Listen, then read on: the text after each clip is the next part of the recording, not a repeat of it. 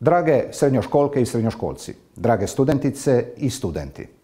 Evo nas skoro na kraju našeg puta, u trećem, posljednjem predavanju Kidalice lažnih vijesti. Ja sam hrvatski zastupnik u Europskom parlamentu, Tonino Picula. Veseli me što ste nas pratili u prva dva izdanja Kidalice i što sudjelujete u nagradnoj igri. Nakon što odgledate zadnje predavanje, bit ćete već eksperti u kidanju lažnih vijesti. Oni najbolji, temeljem riješena 3 seta zadataka, pridružit će mi se, čim postpandemijske prilike dozvole, u 4-dnevnom studijskom putovanju u Brisel. Na kraju poruka. Budite odgovorni i solidarni građani. Samo tako možemo graditi budućnost u zajedničkoj Europskoj uniji i svijetu.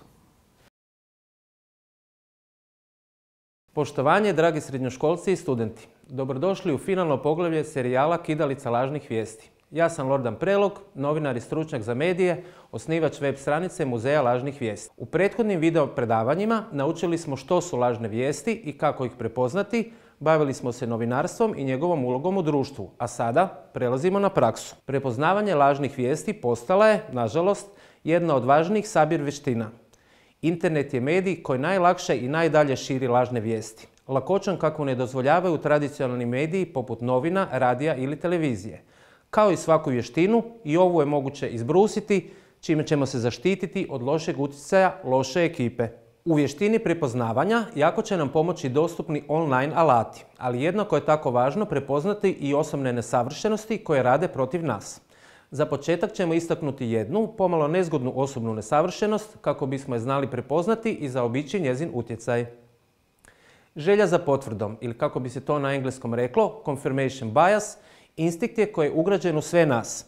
Jednostavno rečeno, on čini da nam se sve ono što potvrđuje naše već postojeće stavove automatski sviđa, a ono što se našim postojećim stavovima suprotstavlja, automatizmom prihvaćamo s rezervom ili naprosto odbijamo. Kao i svaka druga predrasuda, i želja za potvrdom je nešto što se aktivira iz dubine uma, praktički nesvjesno i obično je prva instinktivna reakcija na neku novu informaciju. Riječ je o dijelu mehanizma preživljavanja za koji nam je kao vrsti milijunima godina pomagao preživjeti. Želju za potvrdom ne trebamo zato shvatiti kao osobnu manu, već naprosto karakteristikom ljudskog načina razmišljanja. Protiv ove predrasude borimo se promišljanjem o informaciji.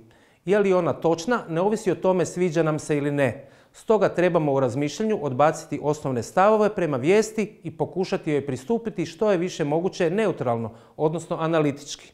Zapamtimo, samo zato što nam se nešto sviđa ili ne sviđa, to ne znači da je zbog toga istinito ili lažno.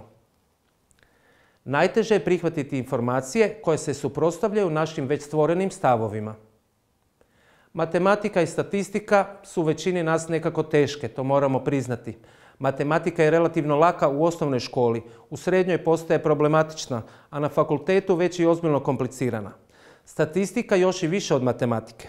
Blago rečeno, složene su.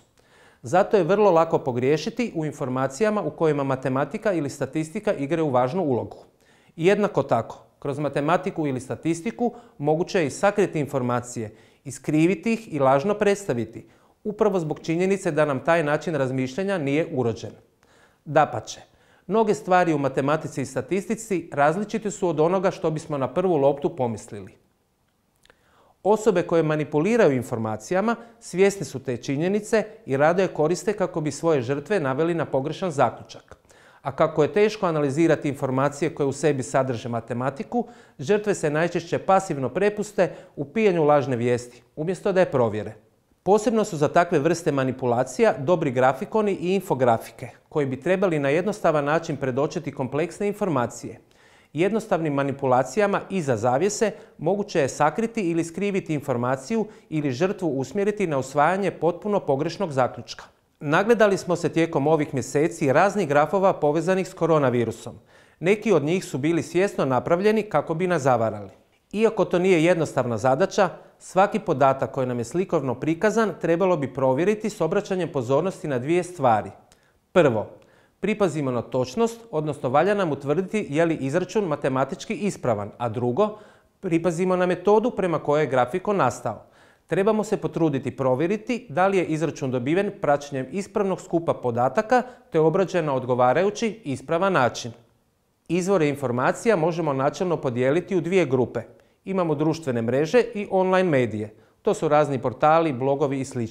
Informacije dijeljene po društvenim mrežama teže je, no ne i nemoguće pratiti do izvora. Dinamika, odnosno količina objava na društvenim mrežama, dovodi do veće količine informacija, ali i šuma. U takvoj se kakofoniji teško snaći. Društvene mreže sredstva su prvenstveno komunikacije i zabave, pa vijesti na njima tako treba i shvatiti, kao nešto što nužno moramo detaljnije istražiti. Korisnici društvenih mreža rado i često šire emotivno nabijene vijesti, uglavnom niti ne provjeravajući njihovu istinitost. Vijesti u online medijima lakše su za praćenje jer se uglavnom radi o mjestima koja nastoje imati određeni način rada, više se ili manje držati nekih pravila i svakako sačuvati sliku koju u njima imaju njihovi korisnici. Zbog toga je provjeravanje vijesti i skupljanje informacija lakše, jer je i medij manje kaotičan. Želite li skupljati relativno pouzdane informacije, trebate se više osloniti na online medije nego na društvene mreže. YouTube nije online medij, već društvena mreža. U posljednje vrijeme je to prilično popularna platforma za dijeljenje video uradaka lažnog sadržaja, na što trebate posebno obratiti pozornost. Dakle, uvijek nastojte skupiti informacije iz barem dva neovisna izvora. Praćenje jedne te iste informacije na društvenim mrežama to nije. Što su raznolikija mjesta na kojima tražite potvrdu neke informacije, to je veća vjerojatnost da je informacija istinita. U potrazi za više informacija o nekoj vijesti na raspolaganju su nam razni alati. Dio njih je besplatan, a neke i onako vjerojatno već koristite. Bar se nadam. Google pretraživač izvrstan je pomagač u pretraživanju pisanih vijesti, no osim njega dobro je koristiti i druge pretraživače, poput Binga ili još uvijek živog Yahoo pretraživača. Svaki od njih daće malo drugačije rezultate pretrage. Da bi pretraživanje bilo uspješno, nije dovoljno samo navesti naslov vijesti. Dobar izbor može činiti veliku razliku u rezultatima pretraživanja. Važni elementi po kojima je moguće pretraživati vijest su imena osoba koje se spominju, nazivi predmeta, događaja ili mjesta, lokacije, citati ukoliko tekst nije prijevod s drugog jezičnog područja i specifični nazivi ili izrazi. Prilikom pretraživanja korisno je ograničiti vremenski period u kojem je vijest nastala. Fokusiramo li se na vremenski period koji počinje nešto prije vijesti i završava nešto nakon datuma kad je objavljena, dobit ćemo više zanimljivih rezultata pretraživanja. Pritom valja imati na umu da se neke lažne vijesti recikliraju, u kojem slučaju ograničavanje po vremenu objavljivanja može sakriti prijašnje rezultate. Autoritet izvora informacije ima važnu ulogu u procjeni istinitosti neke vijesti. Društvene mreže imaju mali ili nikakav autoritet. Svako na njima može objaviti što god želi i bez ikakvih posljedica, stoga ih ne možemo smatrati vjerodostojnim izvorom. Ista je priča s YouTube filmovima. Potpisani tekstovi objavljeni na online portalima puno su vjerodostojniji izvor informacija. No, valja ne zaboraviti kako je online izdavaštvo iznimno demokratično i praktično svako može uz minimalne troškove objavljivati online. Zbog toga sama činjenica da postoji neki portal koji objavljuje vijesti nije nikakva garancija vjerodostojnosti i istinitosti informacija objavljenih na njemu. Ne treba zaboraviti i veliku ulogu javnih osoba, odnosno influencera, koji, zbog svoje popularnosti, često uživaju bezrezervno povjerenje pratitelja. Rezultati nedavne studije u kojoj su se analizirale poznate osobe, odnosno njihova uloga u širenju lažnih vijesti, pokazali su da su političari, glumci i druge javne osobe odgovorni za stvaranje ili dijeljenje 20% neistinitih informacija glede koronavirusa, s time da su njihove objave zaradile čak 69% ukupnog angažmana na društvenim mrežama. Sigurno i vi imate poznate osobe koje pratite na Instagramu ili na nekoj drugoj mreži. Jeste li ikad posumnjeni u njihove objave? Toplo se nadam da jeste. Samo jedan primjer. Nakon što su se glumac Woody Harrelson i pjevačica Mia u objavama na društvenim mrežama utvrdili da 5G mreža ima veze sa širenjem COVID-19 virusa, u Velikoj Britaniji građani su počeli uništavati i paliti stupovi s 5G odašiljačima za mobilnu telefoniju. Jedan od poznatijih domaćih teoretičara zavjere je Krešimir Mišak s HRT-a, a u zadnje vrijeme se u kampanju propitkivanja mjera stožera civilne zaštite uključio i pjevač Toni Cetinski. Portale je jednostavno provjeriti. Potrebno je potrošiti malo vremena čitajući razne vijesti i članke kako bismo stekli dojam ozbiljnosti i nepristranosti online izvora. Mjesta koja su izrazito politički obojena, kao i mjesta koja zastupaju određeni svjetonazor ili su na neki drugi način fokusirana na jednu stranu priče, obično nisu dobar izvor informacija. To ne mora uvijek biti slučaj, jer se i na takvim mjestima mogu pronaći istinite informacije, no valja biti jako oprezan. Mjesta koja nuže uravnotežen pristup vijestima i pokazuju više strana iste vijesti, bolji su izvor informacija i manja je vjerojatnost da ćete tamo naići na lažne vijesti, iako potpune sigurnosti nema. U načelu, što možete pronaći više različitih medija koji upisuju vijest koju provjeravate, bez obzira na njihovu interpretaciju vijesti, to možete biti sigurniji da je vijest istinita. Budite vrlo sumnjičavi prema vijestima koje se dijele samo po online vijestima koja zastupaju istu priču. Velika je vjerojatnost da je riječ o lažnoj vijesti. Dobro je i provjeriti autora vijesti. Je li riječ o poznatom novinaru, stručnjaku u nekom području, možda barem osobi koja puno piše o nečemu. Osobni autoritet autora vijesti može biti dobar pokazatelj istinitosti vijesti. Proučavajući druge autorove tekstove, možemo spoznati kakve su pristranosti i osobni stavovi autora, po čemu zatim možemo suditi i samu vijest.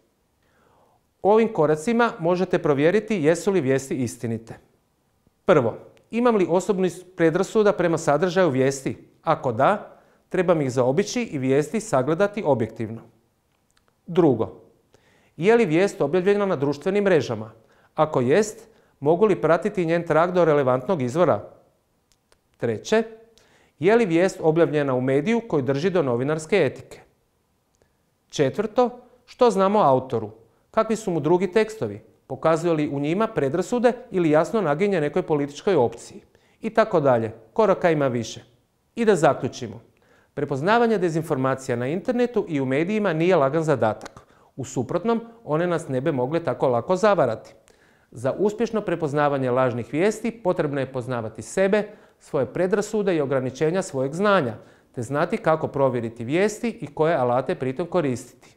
Naravno, sve to, pa ni iskustvo u prepoznavanju lažnih vijesti, nije garancija da nam se ponekad i uz najbolju volu i trud neće omaknuti poneki lažnjak, no to će s vremenom biti sve rjeđi slučaj. Važno je da naučimo kritički promišljati, analizirati i istraživati, a to su sve redom vještine koje će nam biti korisne i u svakodnevnom životu.